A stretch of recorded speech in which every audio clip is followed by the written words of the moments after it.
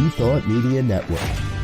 We are a global broadcast network of positive music, media, and entertainment, inspiring humanity's evolution along the journey of enlightenment and creating a world of love, peace, empowerment, and prosperity for all. New Thought Media Network. Positively inspiring.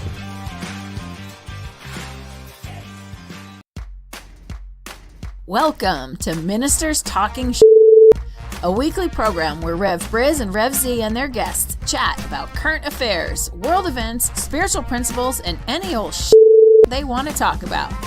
Based on the New Thought philosophy and ancient wisdoms, Ministers Talking shares a visionary perspective of the evolving spiral called spiritual living.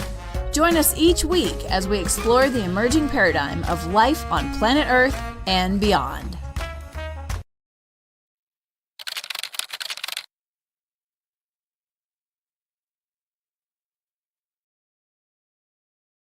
And hello again, dear ones. Reverend Robert with you over here. Rev Elzia right here. And this is Ministers Talking Shit. It means it's a Friday morning, 7 a.m. on the Mountain Time Zone. We're grateful to be with you. Grateful you've chosen to be with us. If you're watching live, please feel free to chat along, chime along, leave a comment. If you're watching it another time, feel free to leave a comment. We'll see it and respond as appropriate.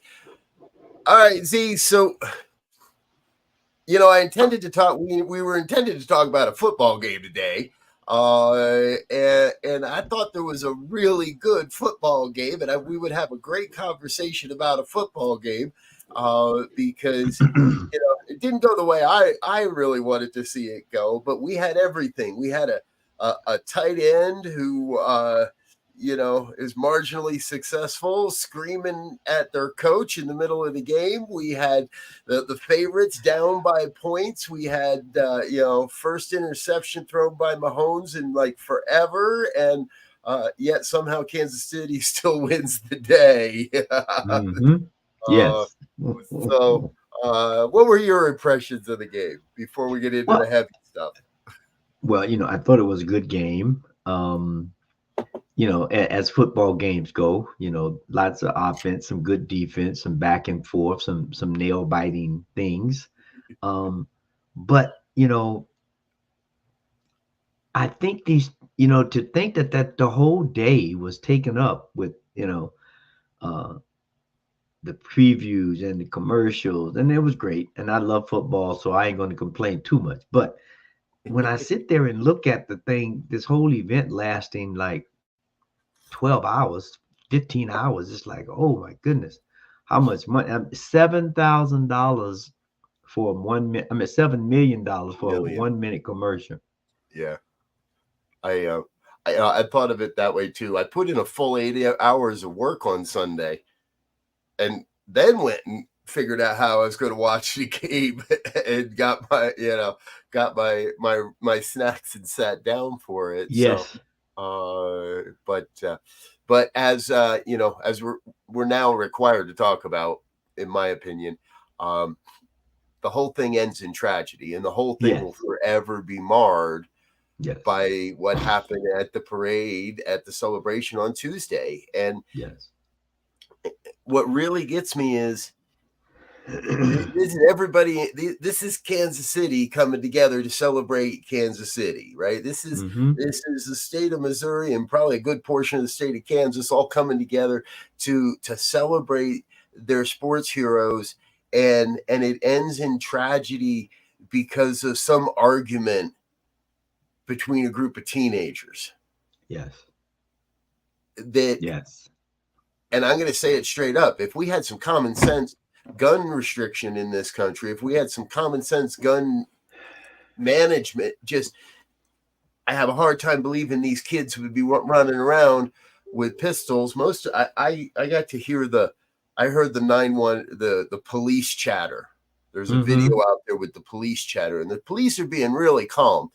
But like the first half a dozen injuries are all leg injuries, which means these guys didn't even know how to shoot their guns.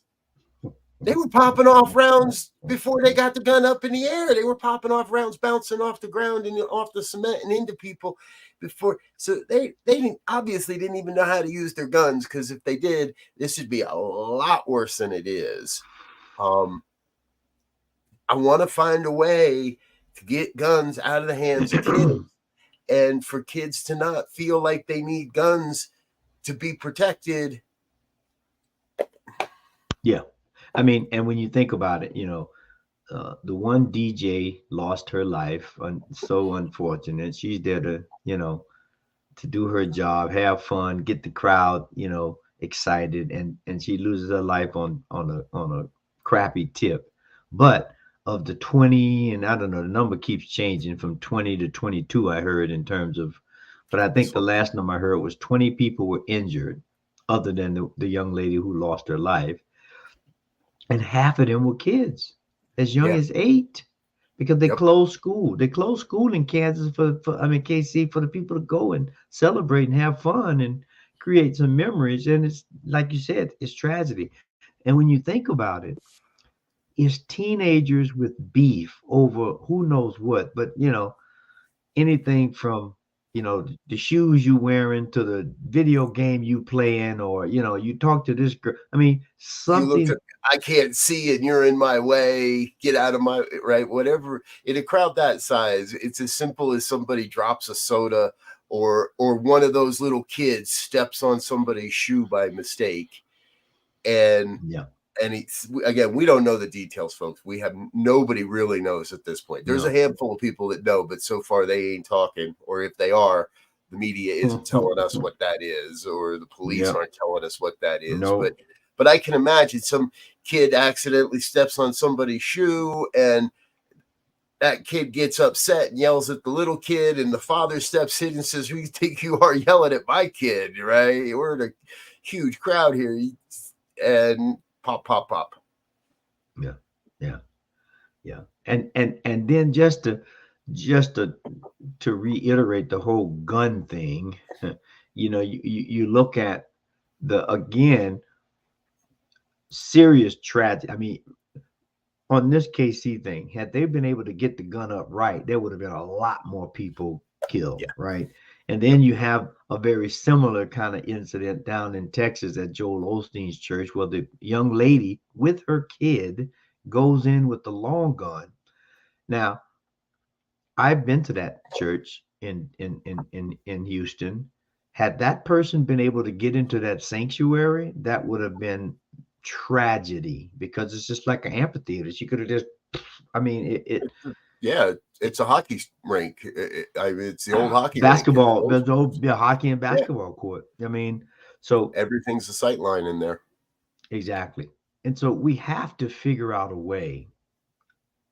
And we got to stop doing all this political meandering on, First Amendment rights and all this craziness, while we're losing kids, losing adults, losing valuable attributes to the society. But not only that, we're creating an environment where everyone's scared. So now more people are going to go buy guns right now, because they say, well, I need to protect myself, right? So more people are going to go buy them. I don't know how many of those are going to get trained, nor do I know how many of those have a trigger finger, a happy trigger finger, based on whatever, to just pull a gun for no apparent threat and start shooting. I just had this crazy idea that we should have like a 3-day moratorium on selling guns after any mass shooting. But then I realized that we have mass shootings every day, so the gun stores would never be able to open it. Yeah, it's bad, man. And part of it, I think, we'll have to see what the ages of these kids were. I know they took 3 kids in custody. And one's been released. One's been released. 2 are in custody as of this morning. 2 are still in custody, they had until yesterday afternoon. So I haven't seen anything that they've been charged, but 3 were taken into custody. 1 was released and deemed clear. Right. But yeah, they Right. still have 2 in custody, at my understanding. And but I just think about the cuts in educational and recreational activities. They took music mandatory. I mean, when I was going to school, music was a subject you took. It wasn't an elective. PE, physical education, was a class you took. It wasn't an elective. Um, you know, uh, Drama. I guess drama may still, but these kinds of things to give kids something to do other than uh, bully is what it winds.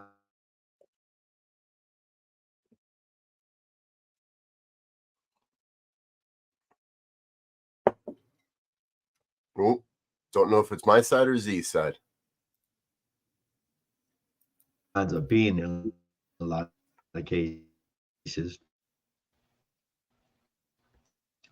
Those things now have become, and so it becomes very challenging when everybody in the household got to work to provide meaningful options for the kids, and you know they don't know how to resolve conflict yet. They don't know how they don't know how to talk and and make friends, if you will. And so it's just loose cannons running around waiting for the right opportunity for something like this to happen, unfortunately. Yeah. Yep. I agree with Brother Wade. The states have some karmic stuff to sort through. And this does, as we look at the world more and more and more, this is a uniquely American experience. It's there's no easy answers, folks. There's no easy answers, but what we do know and what we know as religious scientists, as new thoughters, is our contribution to this starts in consciousness and moves into form. And so we need to be, I believe, in that place of prayerful consideration of how do we influence this conversation. And if that means picking up the phone and talking to your senator or a congressperson, go for it. If that means standing out on the streets and holding up a sign, that go for it. If that means picking up a gun to solve your problems, don't do that. It seems simple. This is one of those ones I flash back to the Johnny Cash song. Don't bring your guns don't bring your guns to town. Johnny Cash had that song about a mother singing to her son, don't take your guns to town. If you don't take your guns to town, if you're not wearing a gun, you probably don't have much to worry about. But if you take your guns to town, unfortunately, we've got too many people taking their guns to town. Yeah. And we have to come together regardless of political whatever, because at this point it really becomes ridiculous trying to support almost this system of government that's beginning to emerge based on exclusion, elitists, trying to put in things to make a point right that's obviously wrong. But so c'est la vie, I guess. I only thing I can say is this: find a cause that can create a safer, a more loving society, and go after it. Yeah. And go exactly. after it. Hey, and if not, looks like maybe we will be able to go to the moon after all. Yeah. All right. Maybe not you and I, but the elites, they'll get to go to the moon, and I got a feeling they'll have a no gun policy on the moon base. Yes. I hope. Yes. I hope there's like some smart gun restriction on the moon base. We're talking about SpaceX, folks. SpaceX launched a rocket yesterday morning. It's going to take 8 days to get to the surface of the moon. This is an entirely private operation in partnership with a company out of Texas that developed the lander, and they're delivering 12 different payloads for the U.S. government and private organizations, including NASA. So NASA we don't send our own rockets to the moon anymore. We let other people pay for the rockets. We just send our experiments up there. But this is kind of exciting, Z. First time in 50 years, I think you said, that the U.S. is returning to the lunar surface. Yes, and it having some history with NASA and shooting rockets to the moon, if you will, shooting rockets into space. It's exciting because we're doing it again. We're exploring space that's close by, not Mars. Mars is a whole nother ball game. I mean, that's a long trip to get to Mars, and whoever goes to Mars is definitely not coming back. Not at this point. We don't have the energy sources to bring them back. But to go to Mars and go to the moon and be able to begin to do some things. When they originally went, they got some rocks and things, and they tested atmosphere and gravity and all of that at different levels on the body. So now I'm curious to figure out, what some of these payloads are. What are some of the conditions and atmospheric things and chemical things they're looking at, and what's the future of the moon, right? And a question that someone might ask: well, if we get up on the moon and we put more lights on top of that light that reflects the sunlight, how's that going to affect the Earth? I mean, some of these quirky kind of questions are going to start coming up, I'm sure. I got a feeling if your light is a little less bright than the sun, it ain't gonna make a difference. We ain't gonna see it all the way back here. Yeah, it's there's so many nuances to these things that it becomes very intriguing to figure out, what's the plan.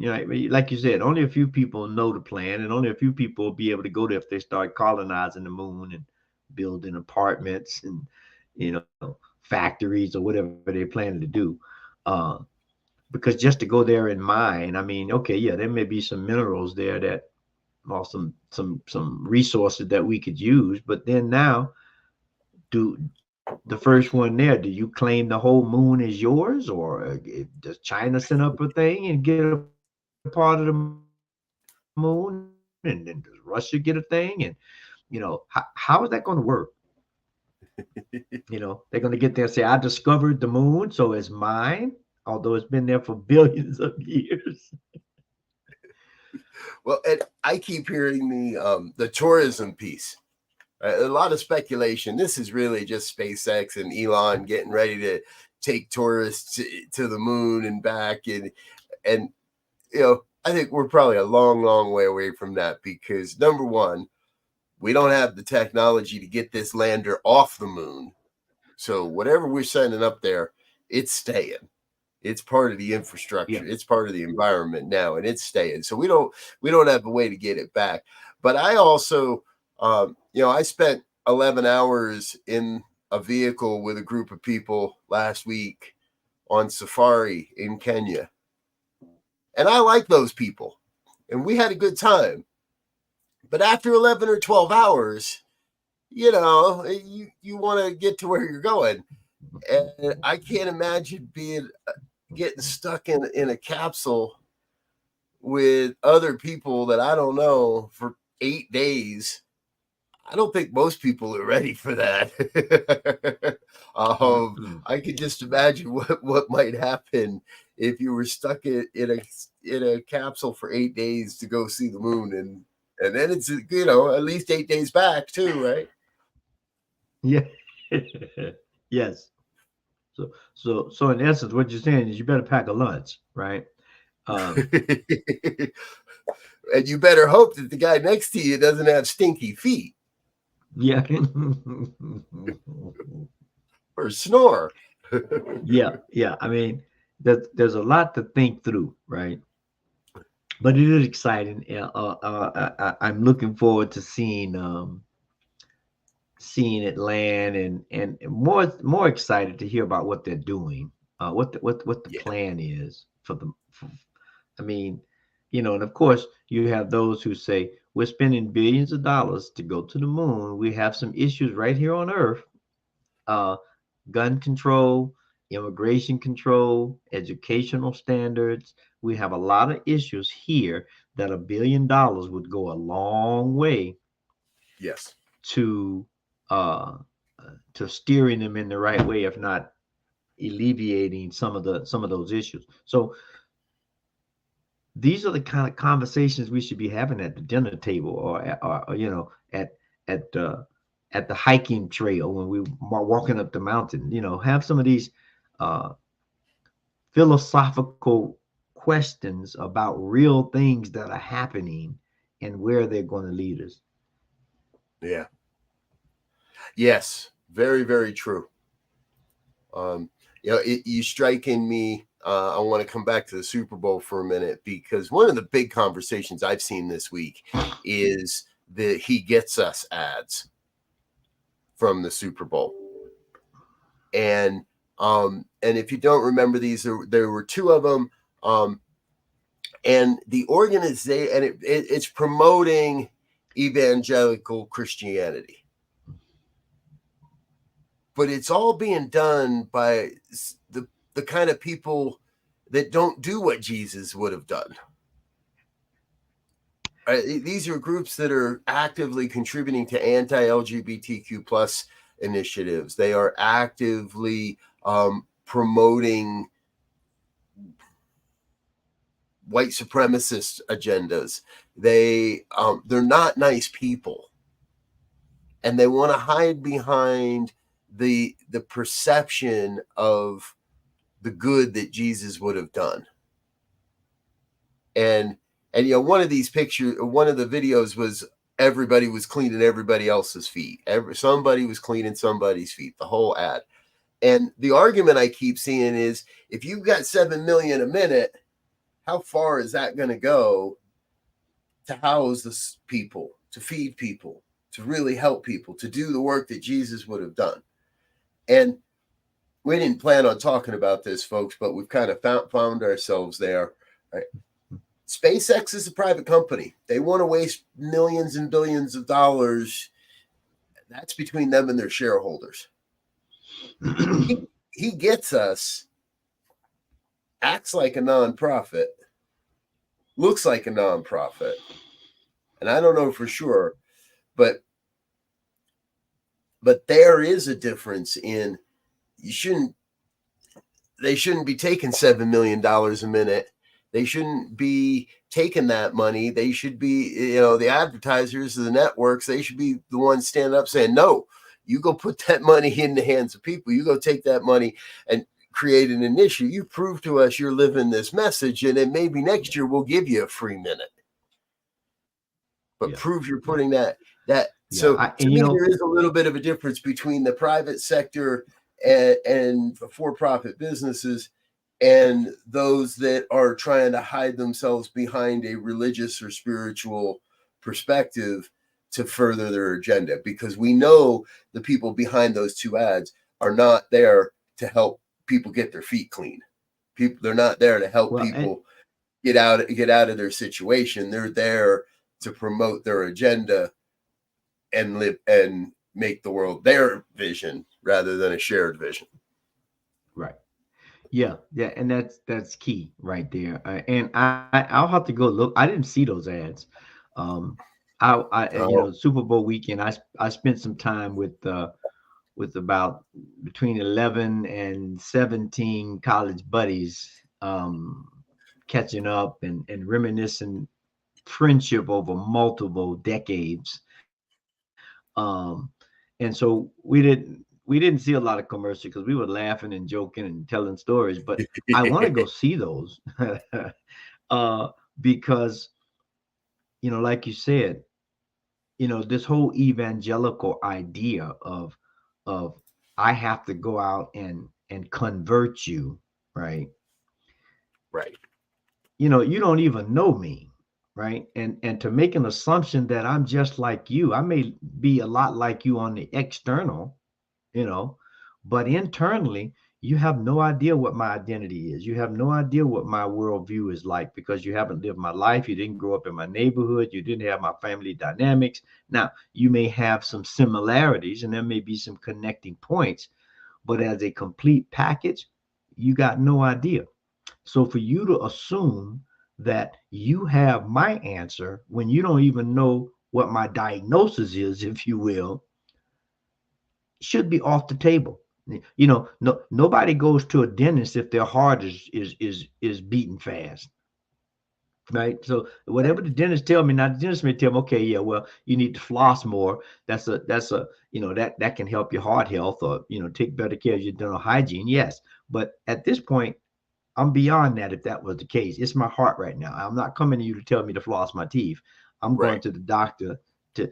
So in that same vernacular, to have someone make an assumption based on what they think is a symptom and what I need to apply to fix it gets very sketchy. And so, this whole idea of evangelical, and Linda said it real nicely. My job is to live my faith, and in fact, that is the job of each of us. If you out doing great things and you're following, excuse me, a philosophy or ideology, and it's working and people are seeing changes and things happen around you, sooner or later somebody's going to say, what are you doing? I need some Hmm. of that, Yeah. you know.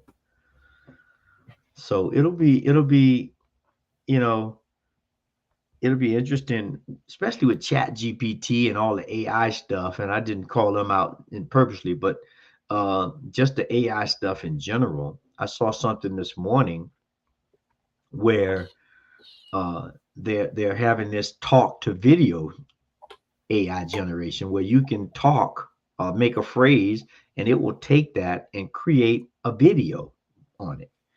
Um, Now I haven't seen it in person. I just read an ad, but uh, you know the ability for us to distinguish between what is fantasy or AI generated and what is actually real is going to get harder and harder. And so when you have commercials like Yes. these, it's going to, we're going to step into a world where it's going to be very challenging to navigate. We're there. We are there.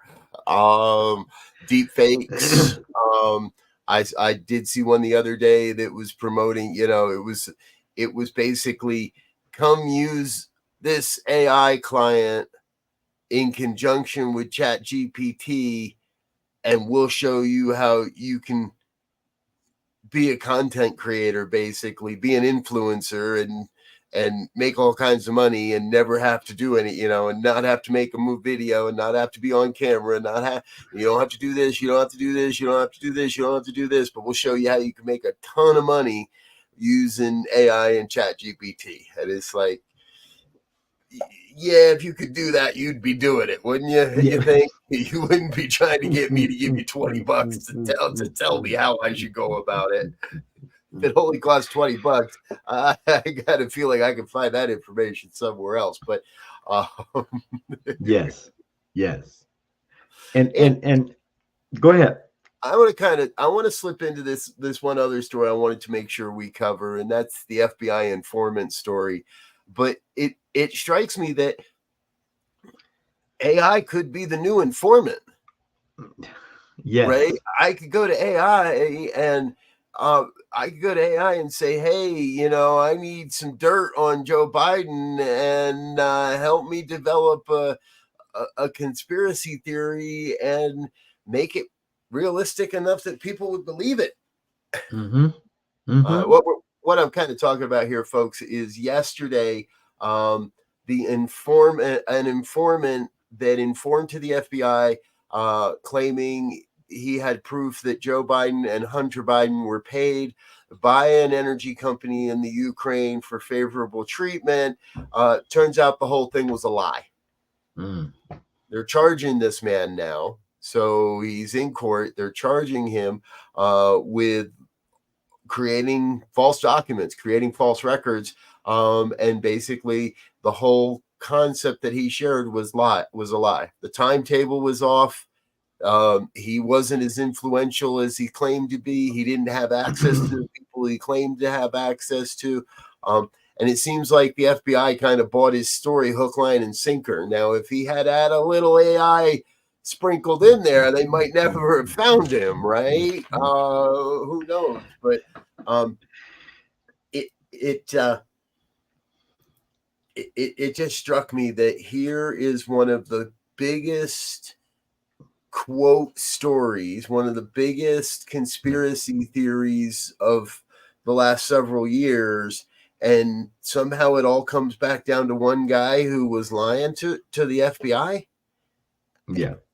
Don't they get lied to every day? I mean, and I mean, you said a magic word there, conspiracy theory, right? Because now everything is a conspiracy theory, right? Because or those conspiracy theorists, no matter which side you're on, will begin to come up with more and more theories of what's happening, and of course, some of them will lead to truth. Some of them will lead people down a grassy knoll, if you will. But this idea of how do we begin to, we did something way back last year, maybe a year before. It's been a minute. What the death of truth? We may have to go back and revisit this whole thing about the death of truth, and because now it's becoming harder and harder to distinguish what the truth is or what the actual facts is, right? Forget, I won't say forget the truth, but we can't even get the facts straight. So it's going to be very difficult to distinguish what's true. What's true. Exactly. Our friend Linda says sci-fi saw AI coming decades ago. Exactly. And I reflected recently that I wished I'd had a transporter.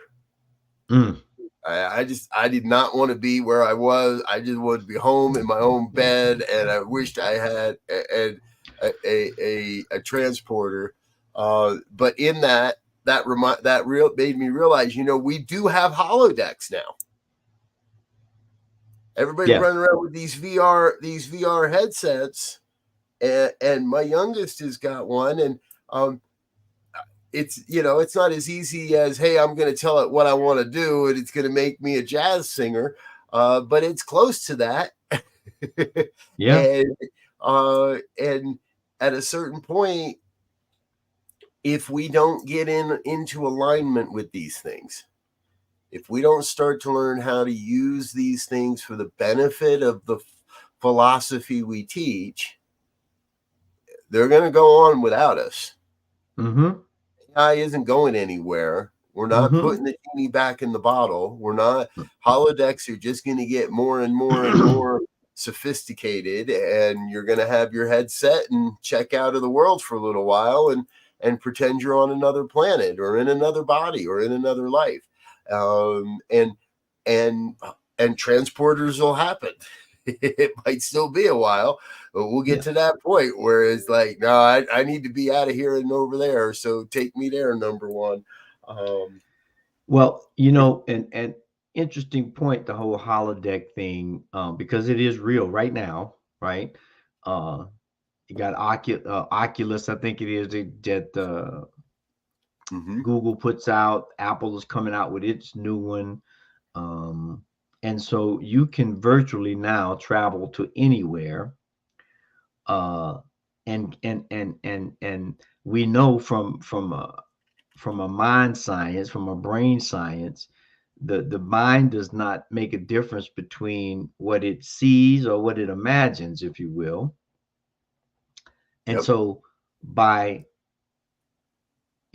it's like a Total Recall. If you remember Total Recall, with Arnold Schwarzenegger, he'd go to this place and they'd give you dreams and they'd give you visions. and you'd actually be experiencing it. Now, if we compare this to the advent of the radio, or advent of the television, or advent of the PC and the internet, there was a lot of hoopla of how much good or how much bad it was going to do, right? And people started lining up on both sides. But the people who were able to weather that storm were the people who said, well, I need to understand it for myself, right? So we can't just condemn this stuff. We have to, as you said, as a philosophy, as a way of life, we have to begin to figure out how it can be integrated for good, and not allow only what is so-called the bad stuff to be promoted. It's gonna be a wild ride. It's going to be a wild ride. Exactly. Buckle up, folks. We ain't done yet. No. However, we are just about running out of time here on Ministers Talking Shit for this Friday morning. We're here every Friday morning with myself, Rev Z. Sometimes we bring some guests in and let them share some of what they know as well. If you have a topic you'd like us to cover, or if you perhaps would like to be a guest some morning, send us an email, info@ntmedia.org. We'll be sure to get back in touch with you on that as well. All right, Z, what's got it? All right, Michelle says good to see you, Michelle. Michelle was with me last week and with Elzia the week before that. We'll have you on again real soon, Michelle. Any Friday morning you want to be here, you know how to find us. We'll work you into the show somehow. All right, so any final thoughts, Z? What's up for the weekend? Anything we should take into the weekend with us? I just read something we can start contemplating. You might like it or you might not. In less than 3 weeks, the time is going to change. And I'm going to use that to say time is always changing, right? So let's begin to take a deeper look at what we're doing and how we're living and the image that we're projecting, and try to do it in a way that allows us to defy time and to create a world that works for all by living a true, authentic life. And I know that's a mouthful, but just think it's going to spring forward in a couple weeks. All right. So you're saying transporters and time travel. Yes. There we go. They go together. I'm all in on time travel. Let's do that. All right. Coming to a theater near you. Coming to a theater near you. Folks, I want to invite you this weekend to stay tuned to New Thought Media Network. Join us tomorrow morning at 9 a.m. for our Saturday morning Science of Mind conversation series. And Sundays, I'll be speaking for the Center for Spiritual Living Midtown Atlanta. That's at 9 a.m. Mountain Time here on New Thought Media Network. Z, I think you're back in the pulpit in Denver this week. Yes, sir. Ready to rock and roll. Exactly. And then throughout the day, just the talk series throughout the afternoon with a variety of New Thought communities and just the talks clipped down to 30-minute segments. So join us for that throughout the weekend. All right, we're going to get out of here for now. Thank you all for being with us. Thanks for being a part of the New Thought Media Network. Until next time, we want to wish you peace and richest blessings. Bye now. And thanks for listening to this week's episode of Ministers Talking. We'll be back again next week with more commentary on current affairs, world events, and any other our ministers want to talk about. And if you found value here, please share our with your friends. Until next time, peace and blessings.